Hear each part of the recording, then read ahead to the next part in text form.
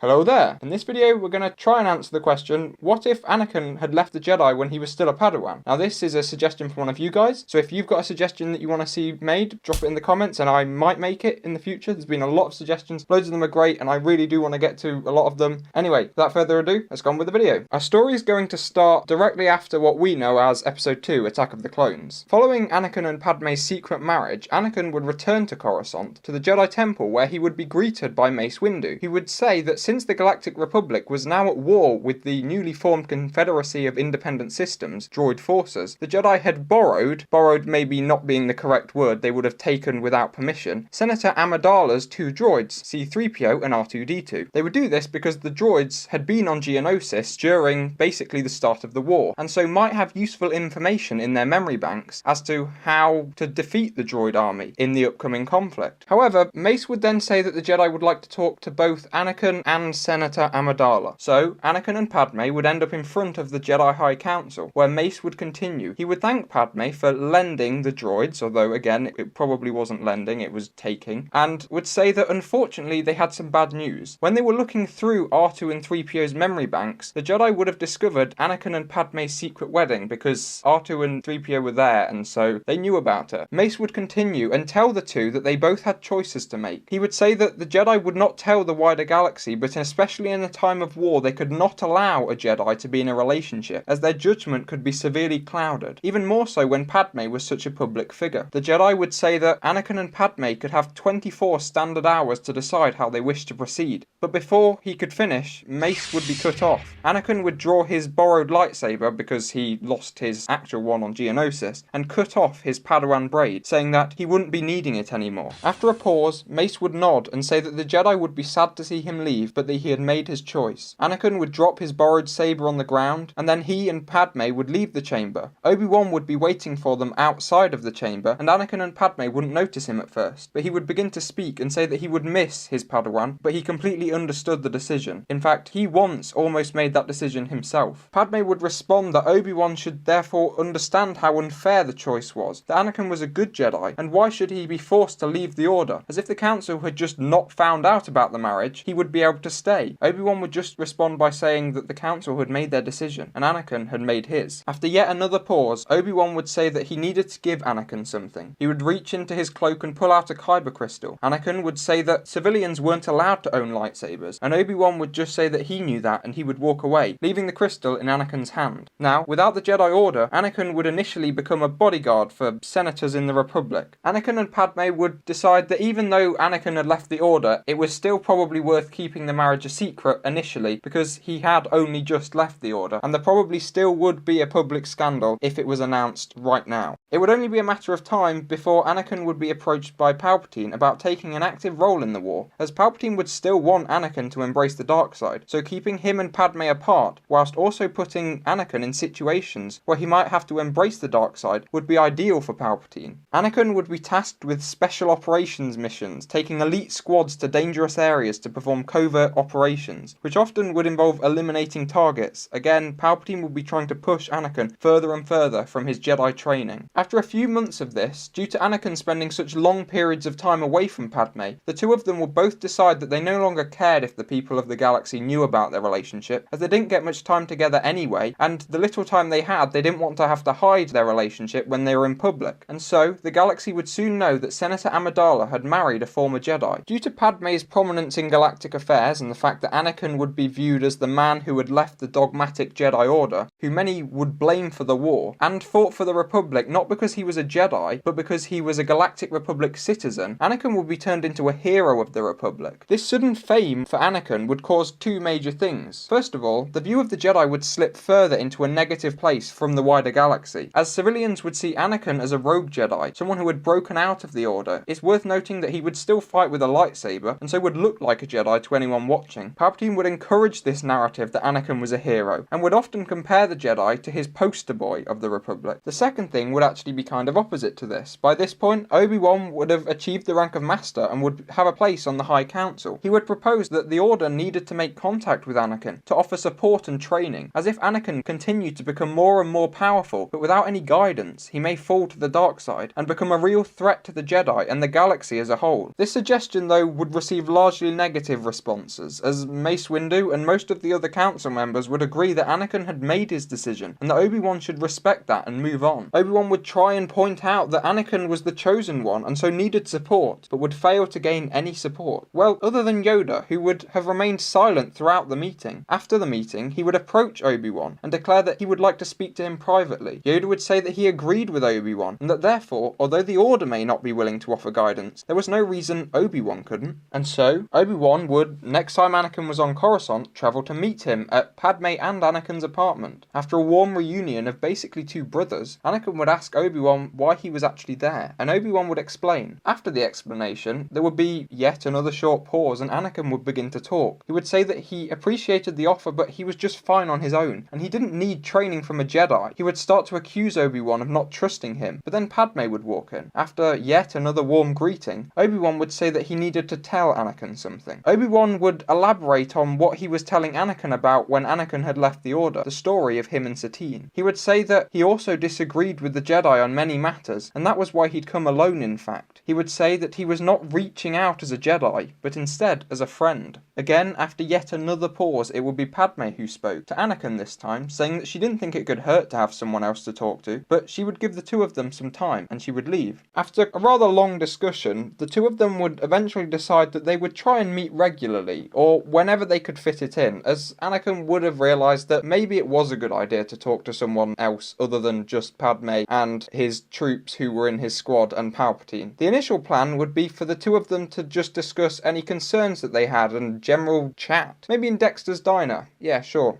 Dexter's Diner. However, as time progressed, Obi-Wan would notice that due to Anakin's assignments and lack of true support from the Jedi, that he was beginning to embrace the dark side. Obi-Wan would sense it when the two of them met, and unfortunately would know that there was little he could do to stop Anakin falling all the way to the dark side, as Obi-Wan couldn't join Anakin on his missions, as he had his own assignments from the Jedi. Obi-Wan would report these facts to the Council, and would state that if they didn't do anything soon, then the Chosen One may fall to the dark side entirely, and become a true threat to the entire Order, but once again, the Order would dismiss his concerns. This time, however, Obi-Wan would respond by saying that the Jedi were supposed to fight for the light, and yet they were ignoring a possible very powerful dark. Also, he had been tasked by Qui-Gon to train Anakin, and that is what he should be doing, but because of the rigidity of the Council and their unwillingness to allow any attachments, they may have caused a darkness which could spell the end of the entire Order. Obi-Wan would say that he would always fight for the light and the Jedi, but if he had to leave the Order to potentially save the Order from this growing threat,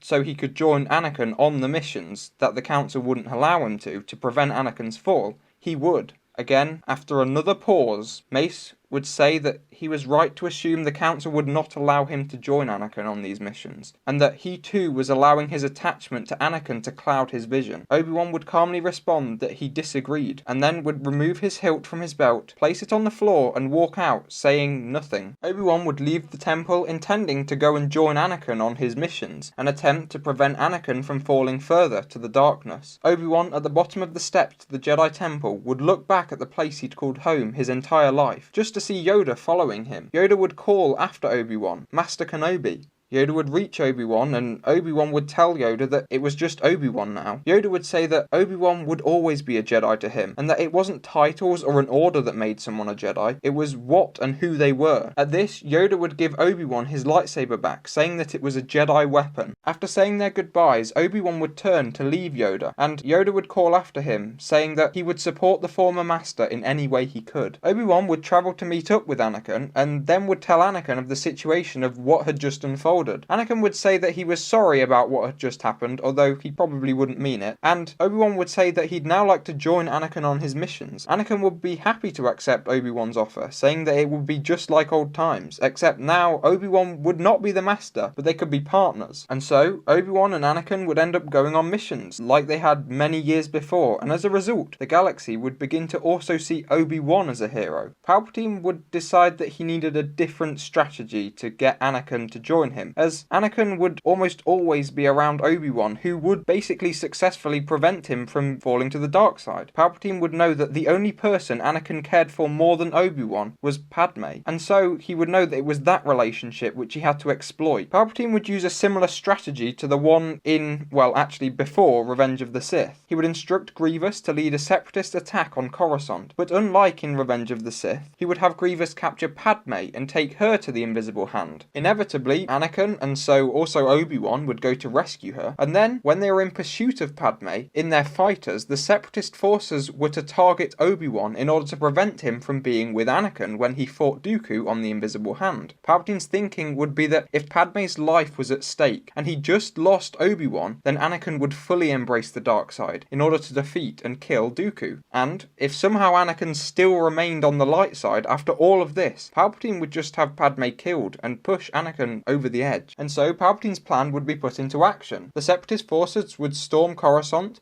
Padme would be knocked unconscious and captured, and so the two former Jedi would follow. The separatist forces would focus on Obi-Wan. However, the former master, realizing that he was being targeted, once his ship was badly damaged, would decide to retreat. He would crash land badly on Coruscant and rush immediately to the Jedi Temple, not realizing how injured he actually was. He could see what was about to happen and knew that if Anakin was left to fight Dooku alone, it wouldn't end well. The former master would force his way through the whole temple all the way to the High Council chamber, where the council would have been wrapping up an emergency meeting to discuss their response to the attack. He would, before any of them could say a word, say that Senator Amidala had been captured and that Anakin was now on a solo rescue mission and needed assistance. Ki-Adi-Mundi would respond this time and say that if Obi-Wan hadn't noticed, Coruscant was under attack, and if Anakin was already pursuing the Senator, the Jedi certainly didn't need to waste available knights in aiding on the mission. He would say that if the Republic's hero was as great as the galaxy said, then he would have no trouble in saving Padme from the Separatists. He would finish by saying, what about the droid attack on the Wookiees? No, he would finish by saying that he spoke for all the Jedi when he said that both Anakin and Kenobi were no longer Jedi and so were no longer the Jedi's concern. After a brief moment, Yoda would stand up and would announce before leaving the chamber, "Speak for me, you do not." Yoda would go and aid the former Padawan, leaving the rest of the council in a state of shock. After Obi-Wan had realised what exactly had just happened, he would realise that he was very injured. He'd managed to get this far on the force and adrenaline alone, but now he didn't need to, and so he would collapse. Meanwhile, on the Invisible Hand, in orbit, Anakin would have landed and would be cutting his way through the legions of battle droids, fueled by his anger. Although they were just droids, he would begin to feel a level of joy at cutting through them, watching them cease to function at his hand. In a way, he would be looking forward to encountering Grievous or Dooku or whoever, so that he could revel in their pain as well. Yoda would manage to reach the Invisible Hand, and one thing would be for sure, it would be quite easy to follow Anakin's path due to the sheer level of destruction he would have left in his wake. Anakin would reach Padme's location and find Dooku stood next to the unconscious, but very much alive for now, body of his wife. Dooku would turn to look at him, and would taunt Anakin, saying that Kenobi was not with him today, and it was interesting that everything was going according to plan. Anakin would already have drawn his blade. He wouldn't be listening to Dooku really, and he would engage the Sith in combat. After an intense battle,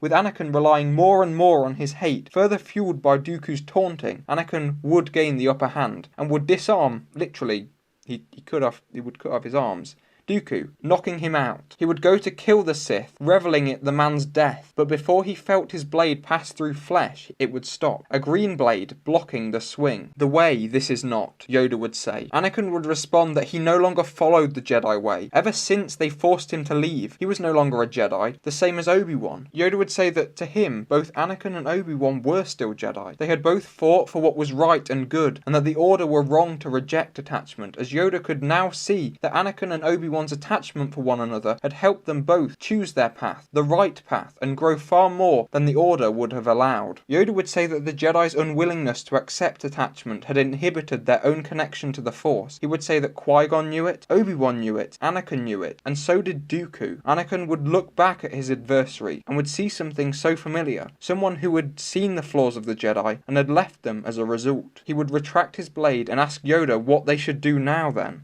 Meanwhile, back on Coruscant, Palpatine would be monitoring the events of the battle, specifically the Invisible Hand, via the Star Wars equivalent of CCTV cameras and smart home devices. He would watch the events unfold and realise that if Dooku was captured, his identity would be revealed. There wouldn't be time to try and issue a command to the Galactic Republic fleet to destroy the Invisible Hand, and so Palpatine would rush to his shuttle and travel straight to the Invisible Hand, making sure to command the Separatist forces not to fire on him. On the Invisible Hand, Yoda and Anakin would have carried Dooku and Padme to the main hangar, probably mostly Anakin doing the lifting, when a shuttle would land. Out of it would step the Chancellor. Anakin would ask what Palpatine was doing there, to which Palpatine would smile and then say that he didn't want it to end like this, and would without warning send a bolt of lightning at Anakin, who would tumble to the ground unconscious, dropping Dooku and Padme. Palpatine would proceed to mock Yoda about how blind the Jedi had been, and then the two would fight. Palpatine would after a while, during a natural pause in the fight, another pause, get a comlink from his robe and say that all the droids were to converge on the main hangar. He would laugh, saying that he was in control. He always had been. He had played both sides from the beginning. The battle droids would begin to enter the hangar, and the fight would go from being an even one to basically just Yoda evading Sidious and the droids. After a minute or so of this, Yoda, in his last desperate effort, would crush every droid in the hangar with the Force, and use the bodies of the droids to block the entrances to the hangar. He would attempt then to deactivate the shield, preventing the hangar from being sucked into space, but the lever wouldn't budge. Palpatine would laugh and say that it had been a valiant attempt from the Jedi, but that he had lost, and Palpatine would blast a fatigued Yoda with lightning, incapacitating him. Palpatine would walk over to Anakin and would, just as he was regaining consciousness, say that Palpatine had really tried. Anakin had so much potential. Ever since Anakin had arrived on Coruscant all those years ago, Palpatine had wanted to take him as an apprentice, and that Dooku, the Separatists, the Republic, the Jedi had all been pieces in his game, but Anakin could have been more than just a piece, but not anymore. Palpatine would slowly walk further towards Anakin and tell him that once he was dead, he would kill Yoda and Padme, but suddenly a green blade would fly at Palpatine, not from Yoda, but from Dooku. He would have heard Palpatine's speech and would have decided to take matters into his own hands, to rebel against his master, who had just rejected him unknowingly. Palpatine, however, would just stop the blade with the Force, inches from his heart. An injured Dooku was certainly no match for Palpatine. Once again he would laugh, and then, without a word, would shock Dooku, killing the former Jedi, then Sith, and then something else. Dooku's body would contort due to the lightning until he was dead, and Palpatine would allow his apprentice's body just to slump to the floor. To Anakin he would say that he was very sorry for the interruption, and would turn back around just in time to see another green flash, this time as Anakin picked up Yoda's blade and thrust it deep into the Sith. Palpatine's body would fall to the floor, and then, one by one, Anakin would drag Padme and then Yoda's bodies to Palpatine's shuttle and would fly back to Coruscant. With Palpatine and Dooku dead, the Separatist forces would quickly be forced to retreat, and the war would soon end due to Grievous being unable to hold the Separatists together. He was no politician. The Republic would elect a new Chancellor with far less power than Palpatine had had, and the galaxy would slowly come to accept that it had been one big puppet show, with Palpatine the puppet master. But what about the Jedi? Obi-Wan would recover from his injuries, mostly, although he would still have scars, both mental and physical, and he would attempt to aid in the transition of power. During this time, Yoda would truly acknowledge the flaws of the Jedi, but since most other council members refused to, he would approach Anakin and Obi-Wan about forming a new order. He would say that if Anakin had had support all the way through, the dark side would never have even been a threat. He would say that Anakin had made him realize that healthy attachments were absolutely fine, and since the Jedi refused to acknowledge this, that the two of them, Anakin and Obi-Wan, should offer an alternative, and so they would. And over time, more and more offshoots of the Jedi would form, each embracing the light but doing so in a different way, offering training and guidance to any Force user who wanted them. Some groups may train from a very young age, whilst others may prefer to wait until the Force user was able to make a decision for themselves. Some may focus their efforts purely on fighting, whilst others may be purely pacifist. These separate groups would accept and encourage each other, and often Jedi would move between groups as they grew up and discovered more of their place in the Force. There would be harmony and peace.